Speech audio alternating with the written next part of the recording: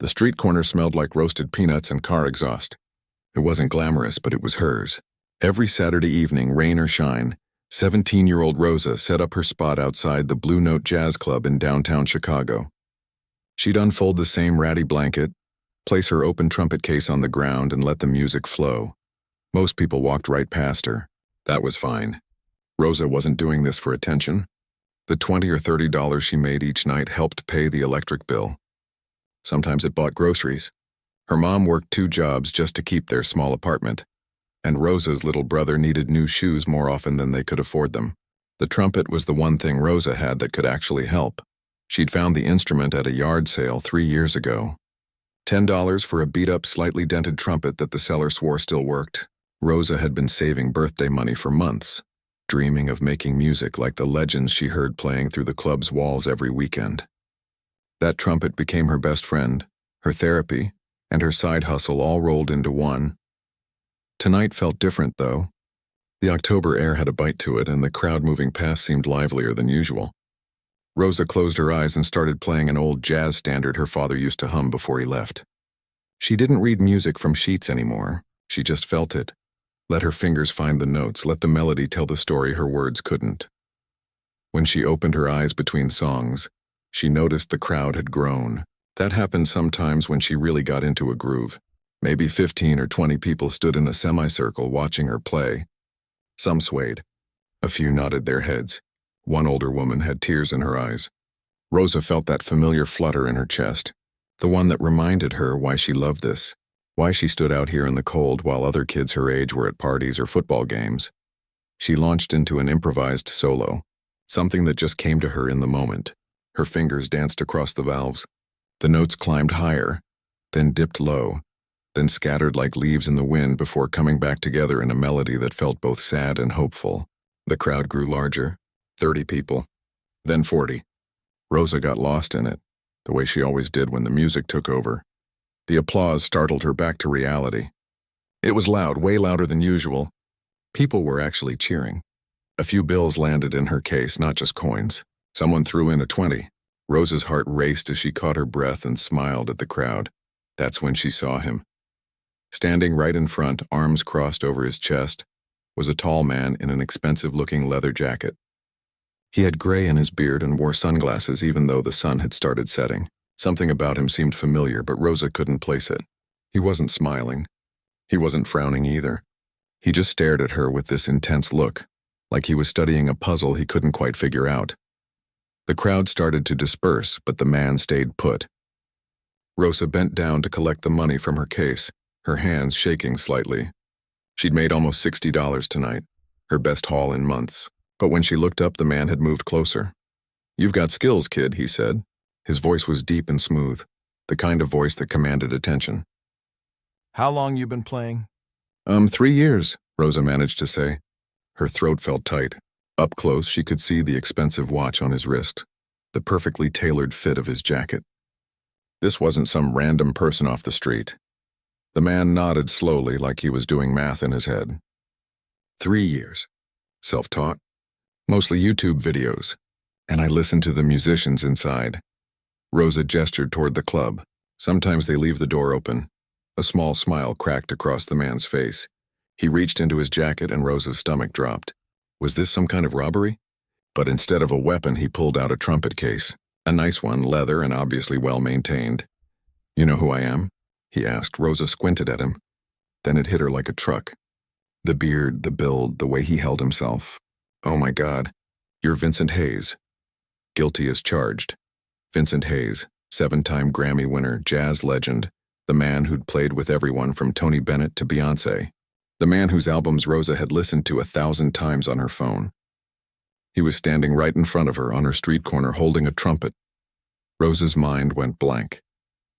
"I'm sorry, I didn't recognize you with I love your music. The album you did last year was incredible. I learned 3 songs from it." Vincent raised an eyebrow. "Which ones?"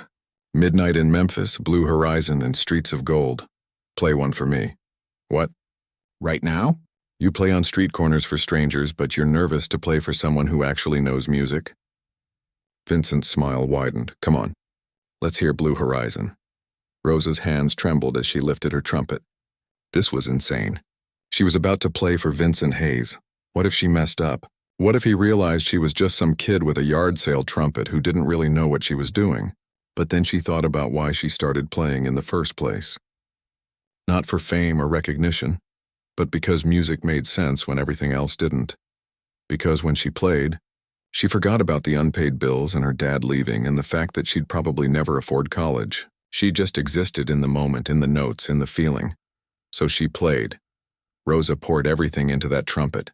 She hit the main melody of Blue Horizon, then added her own flavor to it the way she did with every song.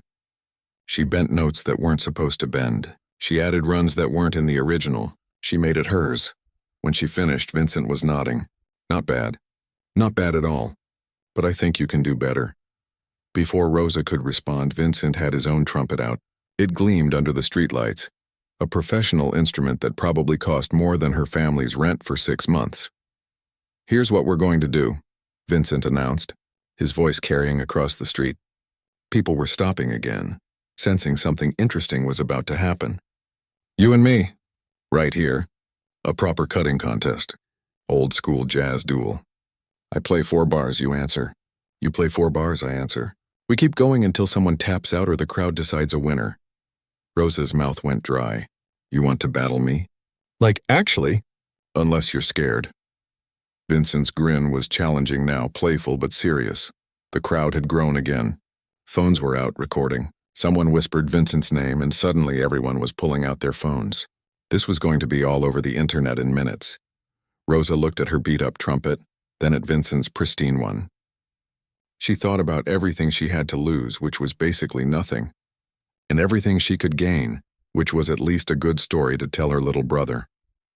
All right, she said, surprised by the steadiness in her own voice. Let's do this. Vincent's smile turned into a full grin. That's what I like to hear. Ladies first, the crowd pressed in closer. The streetlights seemed brighter, and Rosa lifted her trumpet, ready to have the craziest Saturday night of her entire life. Rosa's heart hammered so hard she could feel it in her fingertips.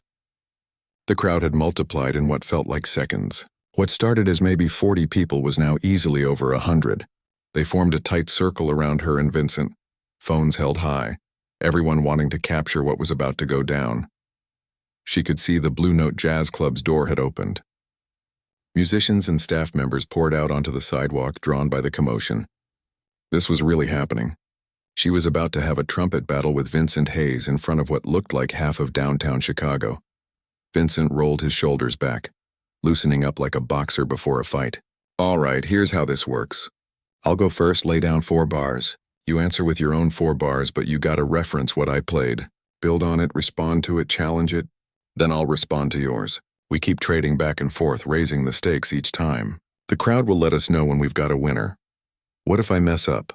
Rosa asked, then immediately regretted it. She sounded like a scared kid. Vincent's expression softened for just a second. Then you mess up. That's jazz, kid. It's not about being perfect. It's about being real. He didn't wait for her response. Vincent brought his trumpet to his lips and unleashed a flurry of notes that made Rosa's jaw drop. It was fast. Incredibly fast, but not just speed for the sake of showing off. There was a melody in there, a clear musical idea that twisted and turned through bebop scales and chromatic runs. 4 bars that contained more technique than Rosa had learned in 3 years. The crowd erupted. People were shouting, clapping, losing their minds. Someone yelled, "That's why he's the GOAT." Another person whistled so loud it hurt Rosa's ears. Vincent lowered his trumpet and looked at her, waiting. The crowd fell silent, expectant. Rosa's mind raced. How was she supposed to follow that? She didn't have his training, his decades of experience, his natural talent. Her trumpet was literally held together with duct tape in one spot. This was ridiculous. She should just admit she was outmatched, thank him for the opportunity, and go home. But then she saw something in the crowd that changed everything. A young girl, maybe 12 years old, stood near the front. She was clutching a worn notebook to her chest, and her eyes were locked on Rosa with this look of complete hope and admiration, like Rosa was already her hero just for being brave enough to stand there. Rosa closed her eyes. She thought about all the Saturday nights on this corner, All the time she played when her fingers were numb from the cold. All the YouTube videos she'd watched at 2 in the morning, trying to understand chord progressions and scales.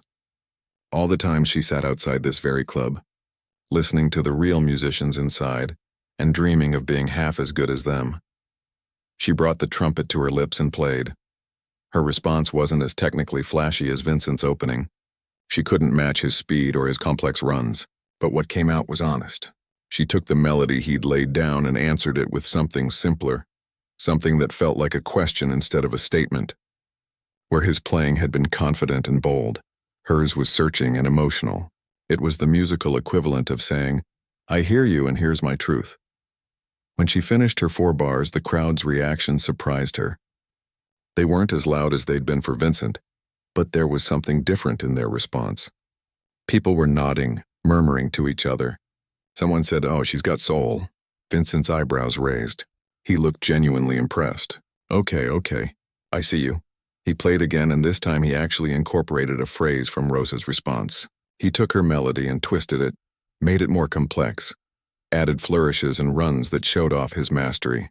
But he was listening to her, actually engaging in a musical conversation. That realization sent a thrill through Rosa's entire body. She answered back, gaining confidence. This time she pushed herself a little harder, tried a faster run, bent a note in a way she'd heard the musicians inside the club do. She wasn't matching Vincent's technical ability, but she was holding her own. She was speaking the same language even if her vocabulary wasn't as extensive. The battle continued. Back and forth they went, trading 4-bar phrases that built on each other, challenged each other, danced around each other. Vincent would throw down something complicated, and Rosa would answer with something heartfelt. He'd play high and bright, she'd respond low and moody. He'd speed up, she'd slow down and make every note count. The crowd was fully invested now. They cheered after every exchange. People were filming from every angle. Rosa could see the view counters in her peripheral vision, numbers climbing on phones as people live-streamed. This was going viral in real time, and she was right in the middle of it. Around the 10-minute mark, Rosa's lips started to hurt. Playing trumpet takes serious endurance, and she'd already been busking for an hour before Vincent showed up.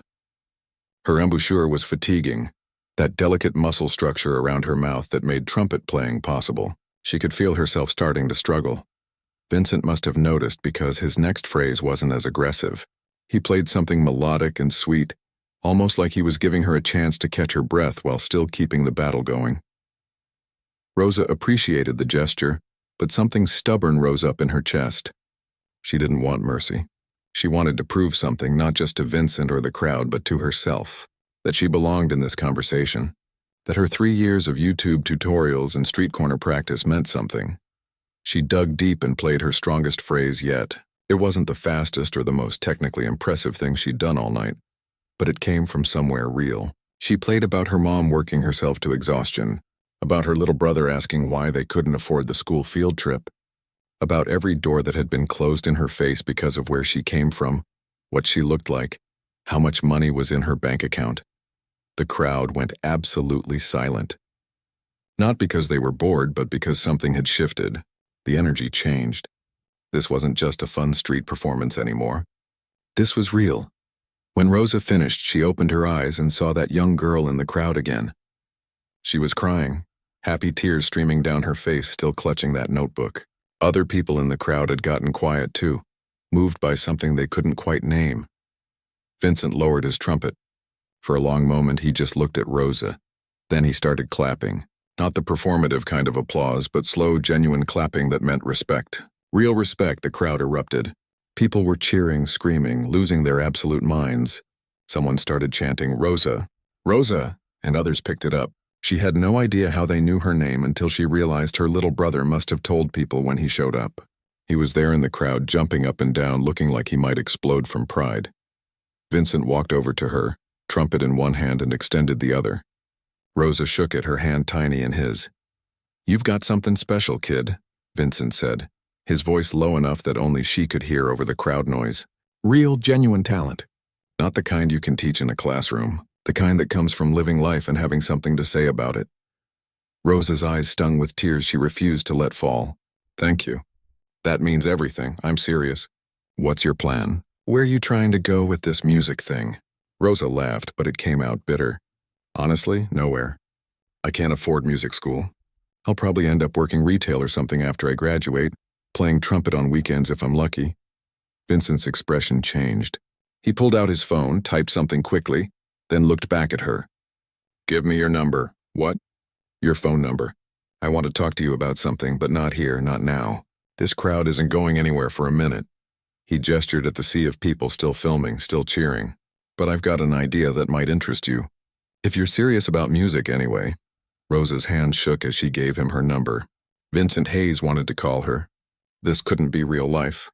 This had to be some weird, exhaustion-induced hallucination. But it wasn't. Vincent saved her contact, nodded at her one more time, and then addressed the crowd. Let's hear it one more time for this incredible young musician. The cheers were deafening.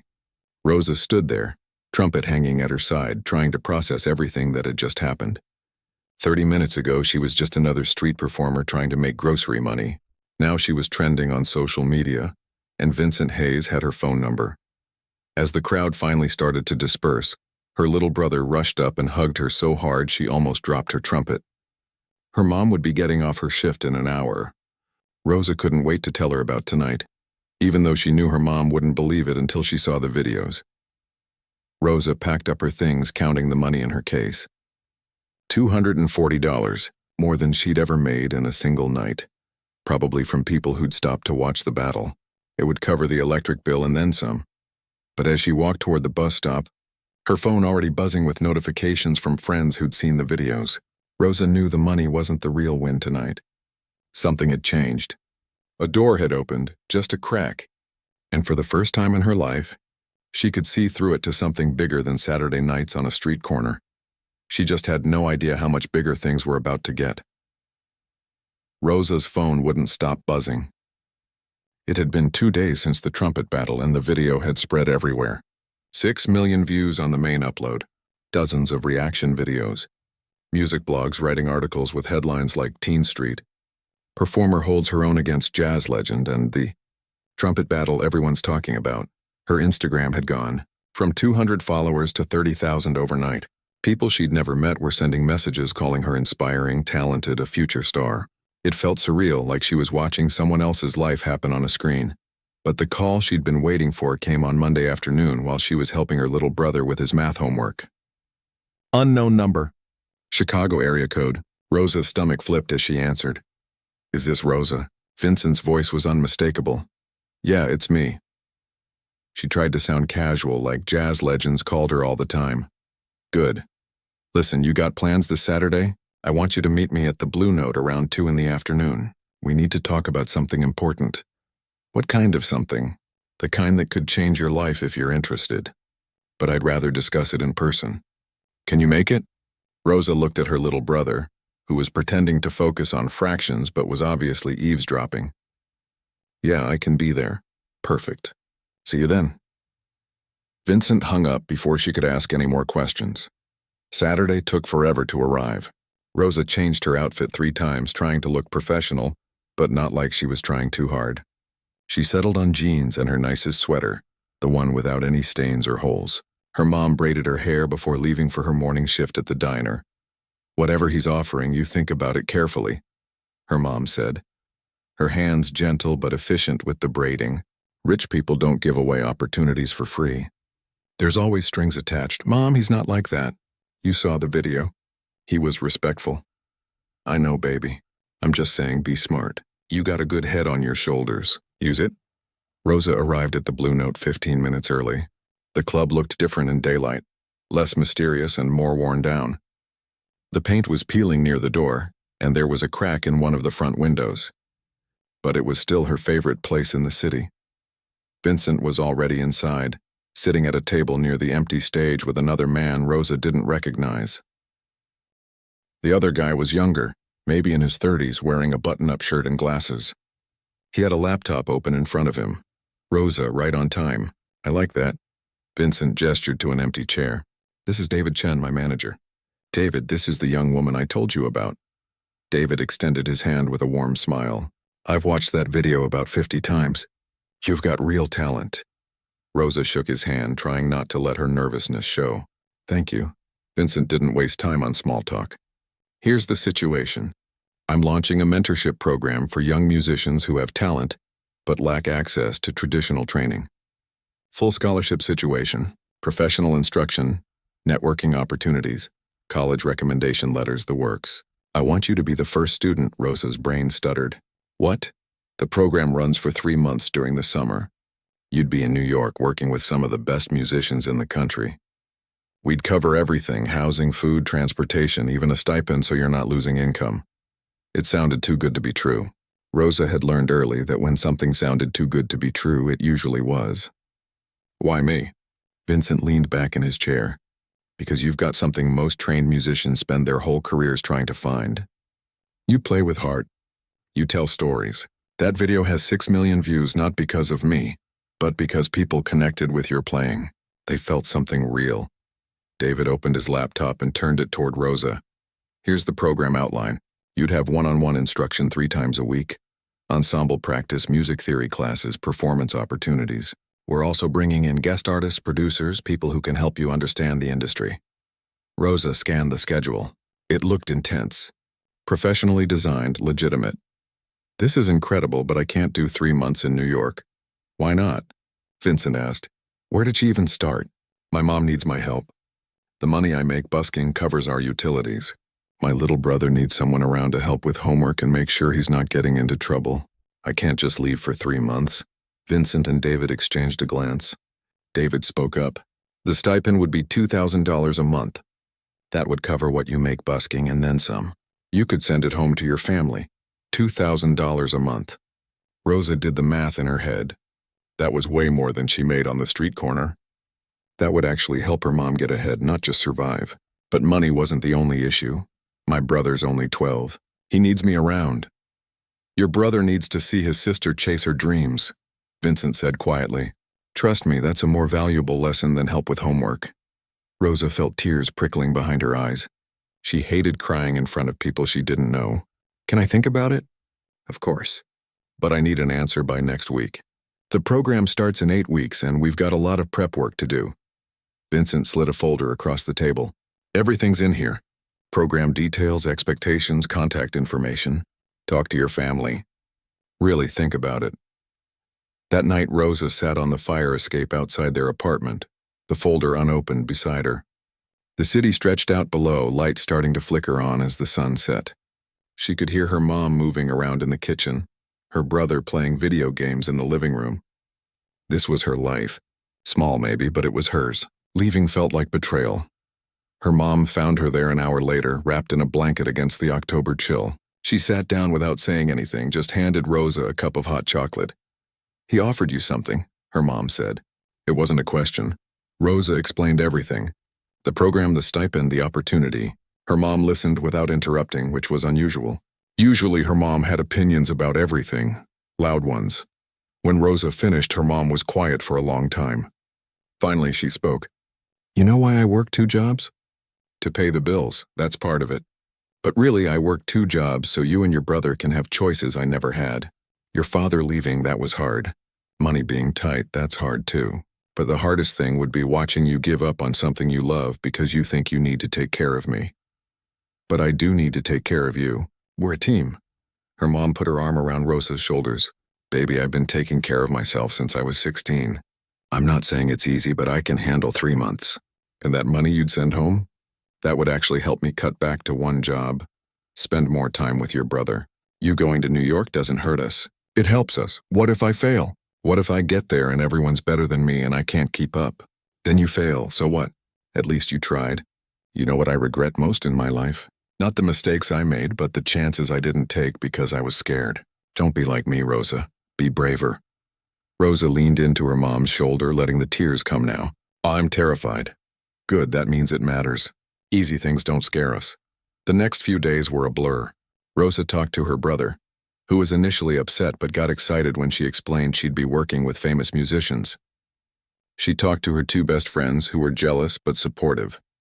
She even talked to her school counselor, who practically jumped out of her chair with excitement and immediately started printing out college scholarship applications. But the real turning point came on Thursday night. Rosa was at her usual spot on the street corner, playing for the smaller weeknight crowd, when that young girl showed up again. The 12-year-old who'd been crying during the trumpet battle. The girl waited until Rosa finished a song, then approached nervously. "Hi, I don't want to bother you, but I just wanted to say thank you." "Thank me for what?" "For showing me that someone like us can be good at music. I've been wanting to join the school band, but I thought I couldn't because we can't afford lessons or a fancy instrument. But watching you play, I don't know. It made me think maybe I could try anyway." The girl handed Rosa a folded piece of paper and then ran off before Rosa could respond. She unfolded it to find a drawing. Clearly done by a kid, but full of heart. It showed Rosa playing trumpet surrounded by music notes and stars with the words, "You're my hero," written at the bottom. Rosa folded the paper carefully and put it in her pocket. She thought about what Vincent had said, about playing with heart, about connecting with people. She thought about her mom working 2 jobs so Rosa could have choices. She thought about her brother looking up to her, learning from her decisions. Most of all, she thought about that drawing in her pocket and what it meant. If she turned down this opportunity, what message did that send? That dreams were only for other people? That scared was a good enough reason to quit? On Friday morning, Rosa called Vincent. "I'm in," she said, her voice steadier than she felt. "I want to do the program." She could hear the smile in Vincent's voice. "That's what I was hoping you'd say. Welcome aboard, kid. Your life's about to get very interesting." After hanging up, Rosa sat on her bed looking around her small room. In 8 weeks, she'd be in New York City, working with professional musicians, pushing herself harder than she ever had. The thought was absolutely terrifying. But for the first time in her life, Rosa was going to choose the scary thing. She was going to bet on herself. And whatever happened next, at least she'd know she was brave enough to try. She pulled out that drawing from the young girl and taped it to her mirror. A reminder of why this mattered. Why taking this chance was about more than just her own dreams.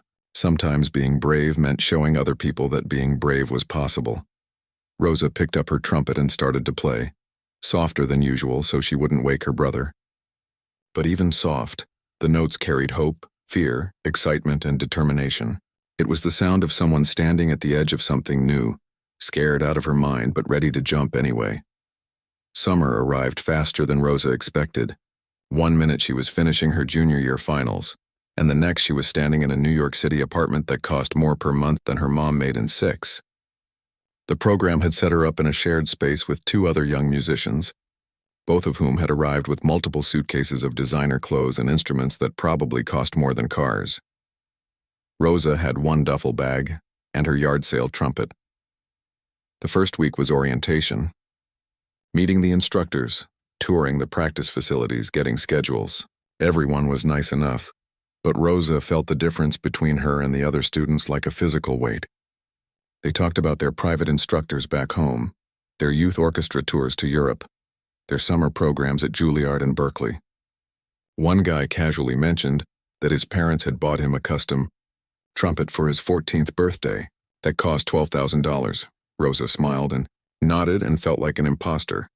Wearing someone else's clothes. The real struggle started in week 2 when the actual instruction began. Her music theory class might as well have been taught in another language.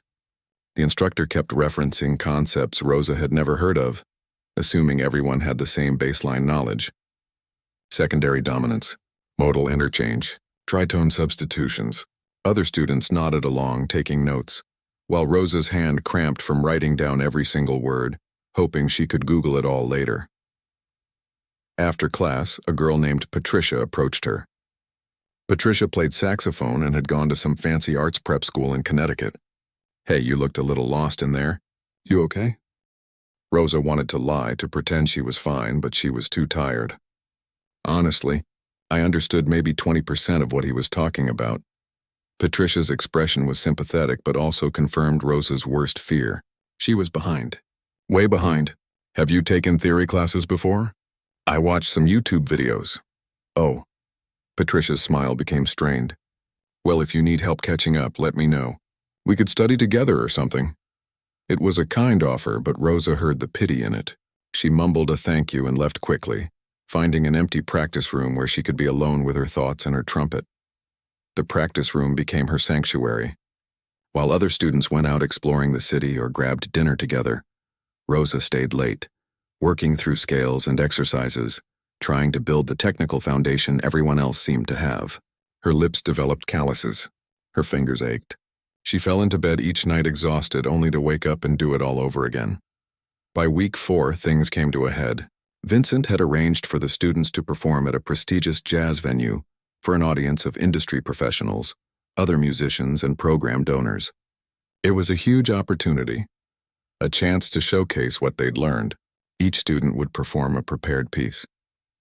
Rosa had been working on a complex arrangement of a jazz standard, something that would prove she belonged in this program. She practiced it until she could play it in her sleep. Every note was memorized, every dynamic marked in her mental sheet music. The night before the performance, she called home. Her mom answered on the second ring, sounding tired but happy. "Baby, how's it going? Your brother wants to talk to you. He got an A on his science project." Rosa tried to sound upbeat. "That's great. Tell him I'm proud of him. You okay? You sound off." That was all it took. Rosa started crying, really crying, in a way she'd been holding back for weeks. "Mom, I can't do this. Everyone here is so much better than me. They've been training their whole lives, and I'm just some kid who learned trumpet from the internet. Tomorrow I have to perform in front of all these important people, and I'm going to embarrass myself and Vincent and prove that I never should have been here in the first place." Her mom was quiet for a moment. When she spoke, her voice was firm. "You done feeling sorry yourself?" "What?" I asked. "If you're done." "Because I didn't raise a quitter. And I definitely didn't watch you work yourself to exhaustion on that street corner for 2 years so you could give up the second things got hard." "Mom, you don't understand. These people are on a different level. So, since when do we compare ourselves to other people? You're not there to be them, Rosa. You're there to be you. That's what Vincent saw in you, remember? He didn't see some technically perfect robot. He saw someone with heart, someone who plays music that makes people feel something." Rosa wiped her eyes with her sleeve. "What if I mess up?" "Then you mess up in front of people who matter. Big deal. At least you showed up. At least you tried. You think those other kids never fail? They just fail in private, with their expensive instructors there to catch them. You're learning to fail in public, and that's actually braver." After they hung up, Rosa sat in her apartment room for a long time. Her roommates were out at some networking dinner, probably making connections that would help their careers. She was alone with her trumpet and her doubts and the piece she'd been practicing obsessively. Then she did something that surprised herself. She put away the complex arrangement. Instead, she picked up her trumpet and started playing freely, the way she used to on the street corner. No sheet music, no trying to impress anyone. Just feeling the music, letting it tell a story. She played about missing home, about her little brother's laugh and her mom's hugs, about feeling lost in a city that never slept, surrounded by people who seemed to have everything figured out, about being scared and doing it anyway. The melody was simple, nothing technically impressive, but it was honest. And honest was what she decided to do. The next evening, Rosa stood backstage at the venue, listening to the other students perform. They were all incredible. Technical precision, complex arrangements, flawless execution. The audience applauded politely after each performance. The kind of appreciation you give to something well done, but not necessarily memorable. When her turn came, Rosa walked onto the stage with her beat-up trumpet and stood in front of the microphone.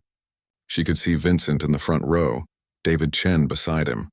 The venue was packed with people in expensive clothes, people who knew music inside and out, people who could probably hear every technical limitation she had. "Hi," Rosa said, her voice shaky. "I'm Rosa, and I'm going to be honest with you. I prepared this really complicated piece because I wanted to prove I belonged here, but the truth is I'm not the most technically skilled person in this program. I didn't go to fancy music schools. I learned trumpet from YouTube in my bedroom." She could feel the other students shifting uncomfortably backstage. "This wasn't how you were supposed to present yourself to industry professionals. But I do know how to tell a story," Rosa continued. "So instead of playing something that's not really me, I'm going to play something that is. I hope that's okay." She didn't wait for a response. Rosa closed her eyes and played the melody she'd improvised the night before. It wasn't fast. It wasn't flashy. There were probably technical errors that the trained musicians in the audience could hear. But it was real, every single note coming from somewhere deep and true. She played about the journey that brought her to this stage. About her mom working doubles so Rosa could have opportunities. About standing on cold street corners hoping someone would stop and listen. About being terrified in a room full of people who seemed better than her, but playing anyway because music was the only language she truly understood. When she finished, the venue was silent. Rosa opened her eyes, ready for polite applause or maybe just awkward quiet. Instead, she saw people wiping their eyes. Not everyone, but enough. Vincent was standing, and then others joined him. The applause started small but built until it filled the entire room. Rosa couldn't believe it.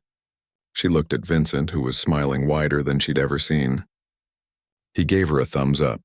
Backstage after the performance, other students congratulated her, but Rosa could see some confusion in their faces. They'd played more difficult pieces. They demonstrated higher skill levels. But something about Rosa's performance had connected in a way theirs hadn't.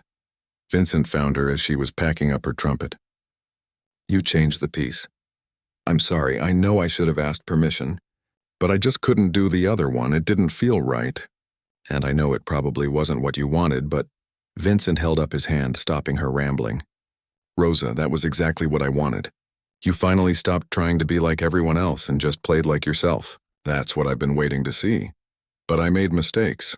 I heard them. The notes in the second section weren't clean and my tone got thin near the end. Who cares? You made people feel something. That's worth more than perfect technique. Look, you're probably never going to be the most technically proficient trumpet player. There's always going to be someone who can play faster, higher, cleaner. But very few people can make an audience actually feel the music the way you just did." A woman approached them, holding a business card. She introduced herself as a producer from a small independent label. "I'd love to talk to you about possibly recording an EP. Nothing major label, but we work with artists who have unique voices. I think you might be a good fit." Rosa took the card with trembling hands. An actual producer wanted to work with her. This couldn't be real, but it was real. And as more people came up to talk to her, as other students looked at her with new respect instead of pity, Rosa realized something important. She'd spent weeks trying to catch up to everyone else, trying to fill in the gaps in her training, trying to become something she wasn't. Tonight, she'd finally stopped trying to be like them and just been herself, and somehow that was enough. More than enough. Walking back to her apartment that night, Rosa pulled out her phone and called home.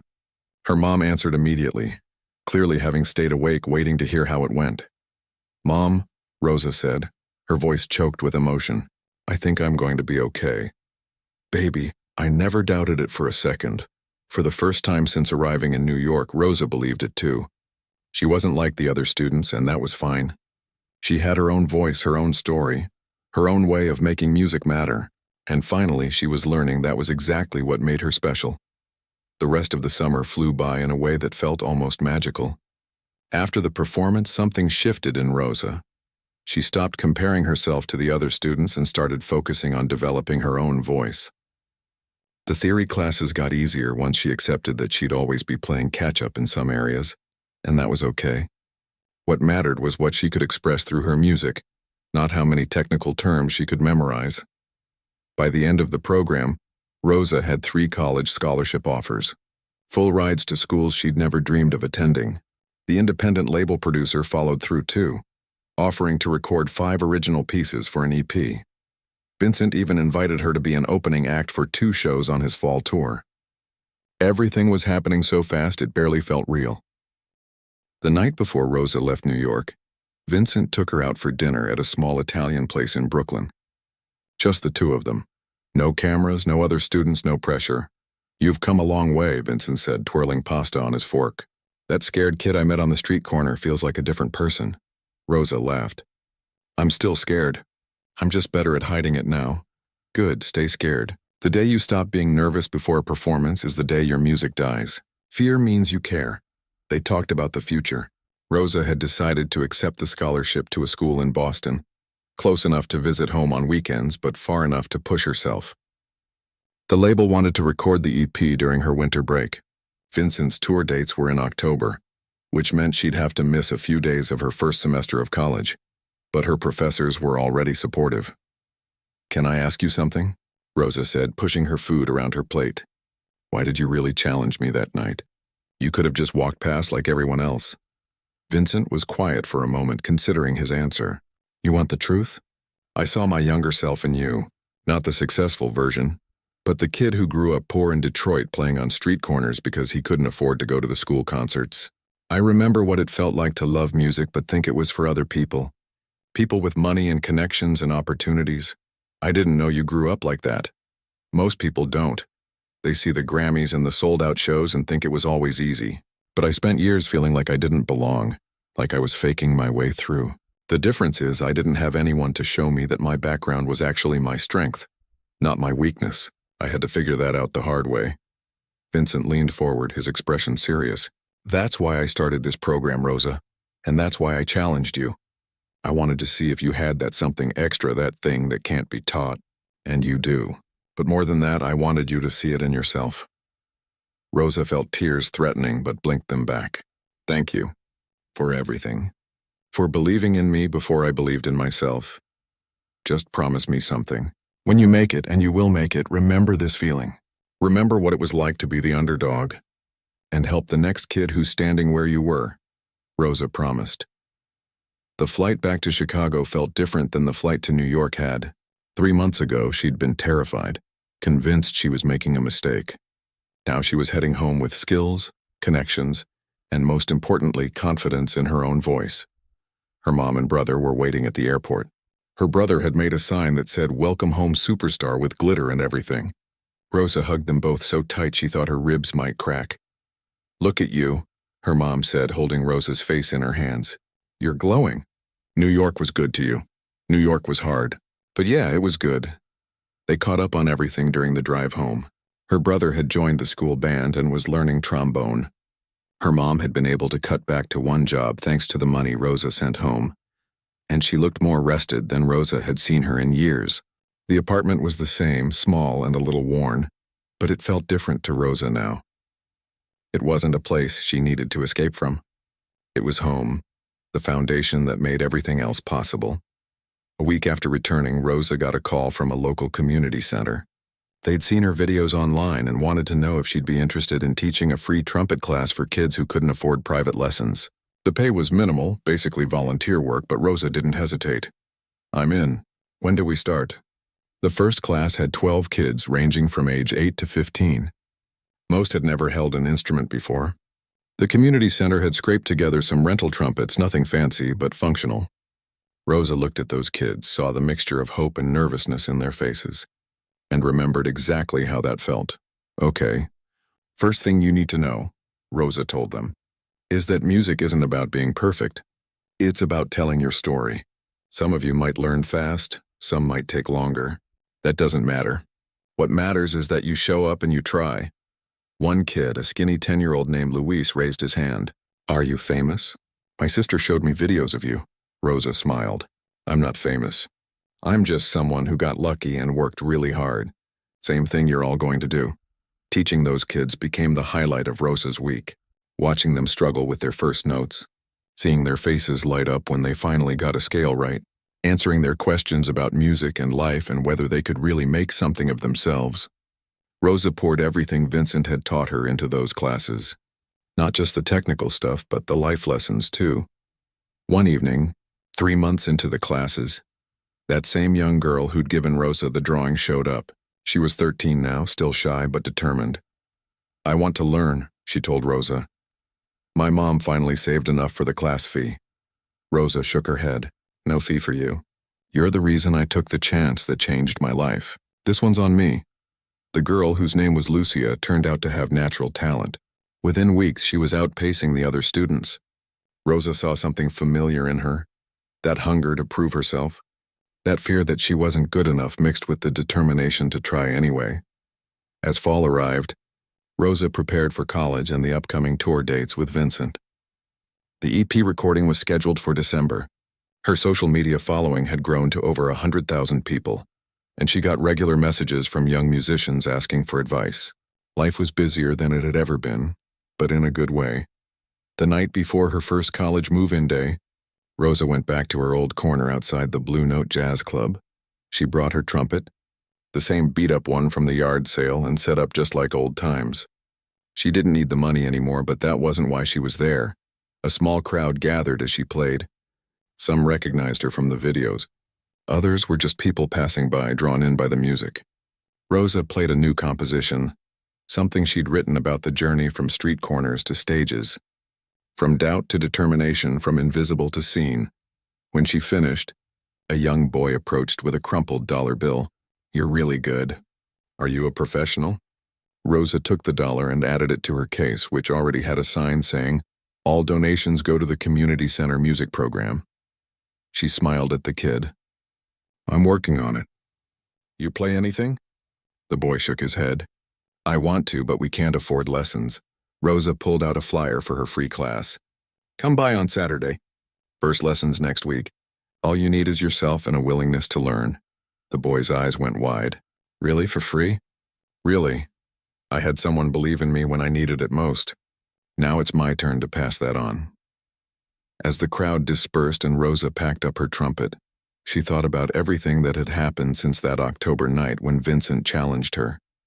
The viral video, the summer program, the scholarship offers, the upcoming tour, all of it traced back to one moment when someone saw potential in her that she couldn't see in herself. But the real change wasn't about the opportunities or the recognition. It was about finally understanding that her story, her background, her struggle, wasn't something to overcome or hide. It was her strength. It was what made her music connect with people. It was what gave her something to say that mattered. Rosa's phone buzzed with a text from Vincent. "Ready for Boston? Tour rehearsal starts in 2 weeks. Hope you've been practicing," she texted back. "Born ready." And she meant it. Not because she wasn't scared anymore, but because she'd learned that being scared and being ready weren't opposites. You could be both at the same time. You could doubt yourself and believe in yourself simultaneously. You could feel like you didn't belong and also know deep down that you had every right to be there. Rosa looked at the corner where she'd spent so many Saturday nights, where she'd first met Vincent, where everything had started. She thought about all the kids in her class, especially Lucia, who reminded her so much of herself. She thought about her mom working one job instead of two. She thought about her brother proudly telling his friends his sister was going to be on tour with Vincent Hayes. The Trumpet Duel had changed everything, but not in the ways she'd expected. It didn't make her famous overnight or solve all her problems. What it did was show her what was possible when you stopped trying to be someone else and started being fully yourself.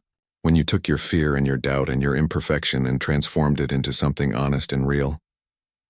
Rosa took one last look at her corner, then headed home. Tomorrow was move-in day. Next month was the tour. December was the EP recording. The future was wide open, full of possibility and challenge and growth. But tonight, she was just Rosa, a girl with a yard sale trumpet and a dream that refused to die, no matter how many times doubt tried to kill it. A girl who learned that sometimes the most important duels aren't against other people, but against the voice in your head that says you're not good enough. And she'd won that duel. Not perfectly, not permanently, but enough to keep going. Enough to help others find their own voices. Enough to know that wherever music took her next, she'd face it the same way she'd faced that street corner challenge. With heart, with courage, and with a story worth telling.